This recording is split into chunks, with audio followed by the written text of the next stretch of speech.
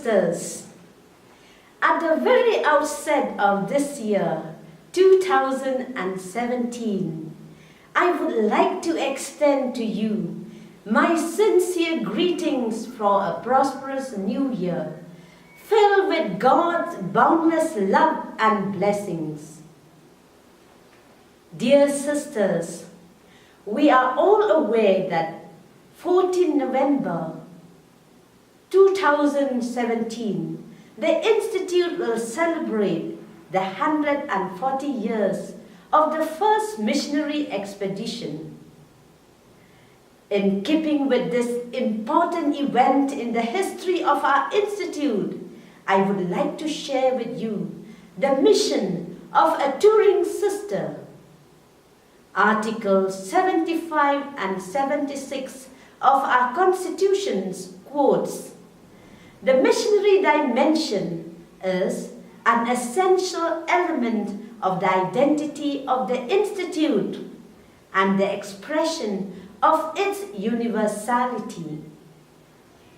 Let us respond to the needs of the local church and the area with new forms of presence according to our possibilities and always in fidelity to the character of our institute.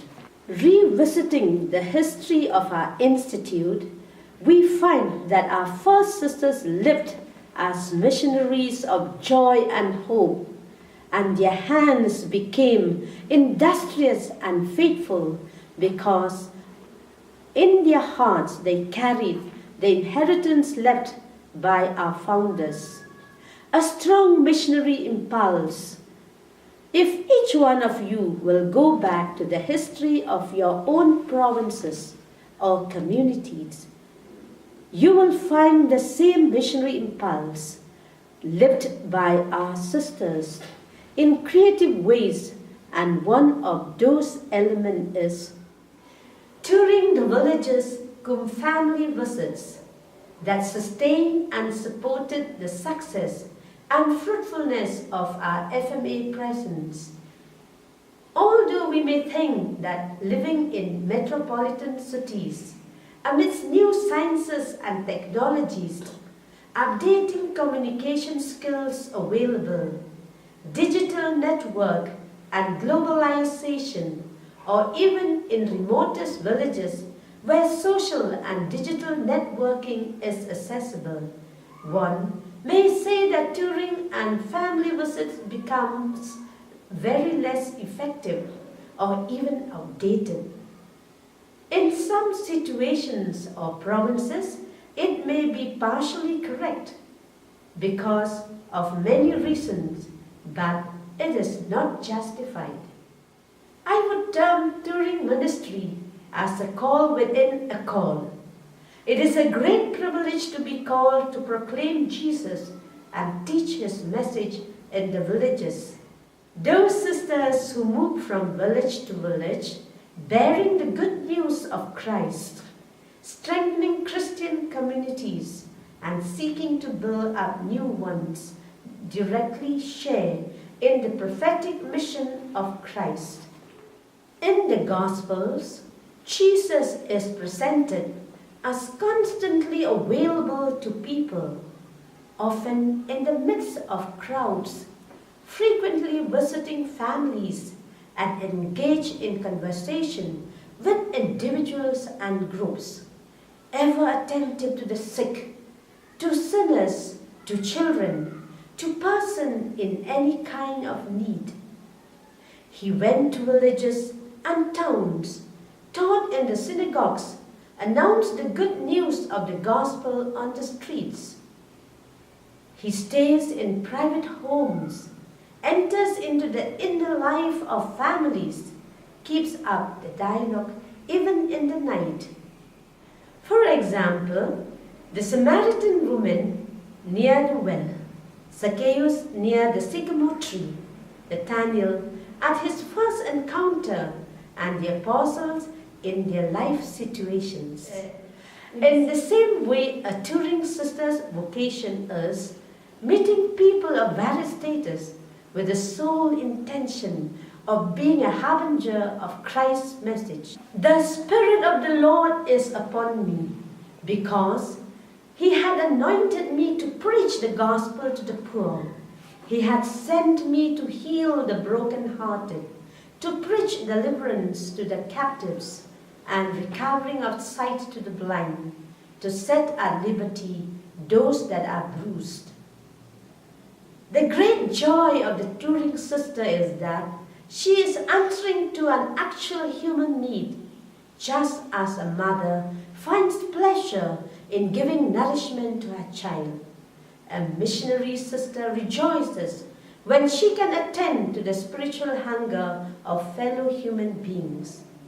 The very response of the beneficiary is an encouragement and a reward. She is a bridge between the institutional church and the scattered Christian communities.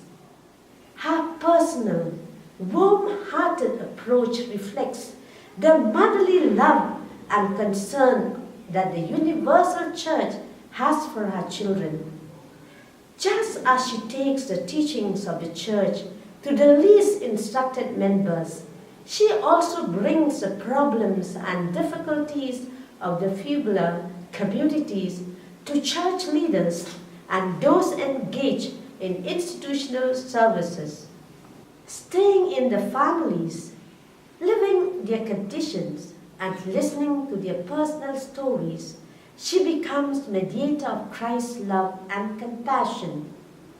Her presence is a healing balm to the sick, a consolation to the broken-hearted, a transformation to those lost in human condemnation, home return to the strayed ones, strength for the weak, discernment for the doubtable, and a new life to those died in sin and slavery.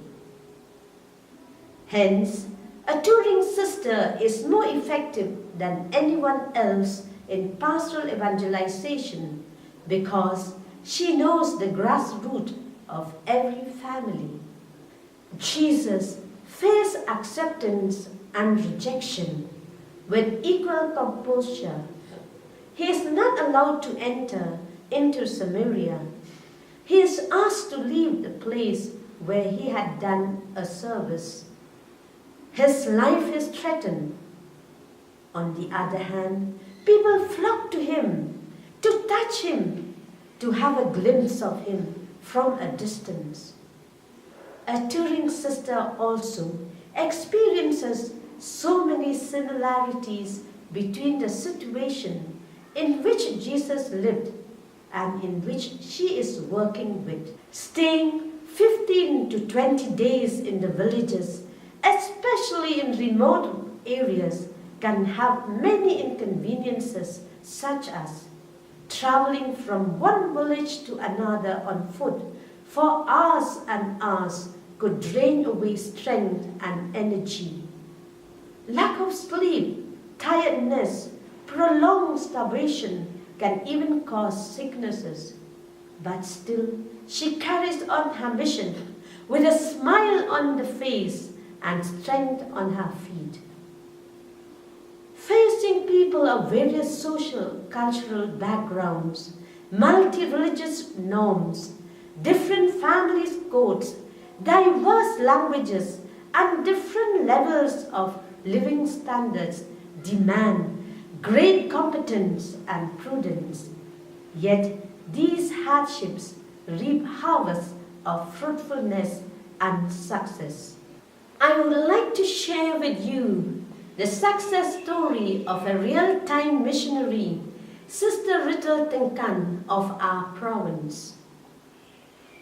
When a Salesian dies in harness, it is a glory for the congregation, says Don Bosco. This saying brings to mind the memory of our dear Sister Ritel Tengkan, who spent most years of her religious life in the Garo Hills of Meghalaya and finally gave up her life while on her mission. While on their missionary tour on 15 September 2007, she along with Sister Jomita Sangma and another girl were crossing a river on a raft, wherein the raft gave way. The sisters were very conscious to protect the life of the girl, and in that situation, Sister Rachel succumbed to the river and gave up her spirit. Sister Rachel was born on 30th December 1969 at Sapai village of Jantia Hills, belonging to Mountain Parish. She was the third of 8 children. After her initial formation, she made her first profession on 5th August 1995 at Belafonte, Shillong. Since 1999, St. Mary Matsarlo Convent, Garubada, was her home, and she gave her best to the ministry of the Word. During these 8 years of her missionary life, Sister Rachel made herself all things to all people, touring the interior villages and visiting every family, the sick and the poor in particular. She learned the language of the place, coupled with her happy and jovial character, enabled her enter the homes and lives of the people. She was hard-working, very responsible to what was entrusted to her, and made herself available for the mission of the community. It was her great missionary heart that did not hesitate to visit the families of the people, even during days of torrential rain, which ultimately asked the sacrifice of her young life. Dear sisters, I invite each one of us to relive this beautiful mission, which is the heart of our charism, wherever possible, and not to underestimate its effectiveness, particularly during this commemoration of the 140th First Missionary Expedition. I would like to conclude with the mandate of Pope Francis to all of us in the message addressed to the Capitulars in Rome on 8 November 2014. Be missionaries of hope and joy. For us, Mary is a model who daily inspires us in all situations, in the various calls that God trustfully offers us. Let us entrust to her our desire to regenerate the missionary impulse of our founders and first sisters in our own time, as we continue the journey of evangelization to be credible word of hope with our life of witness.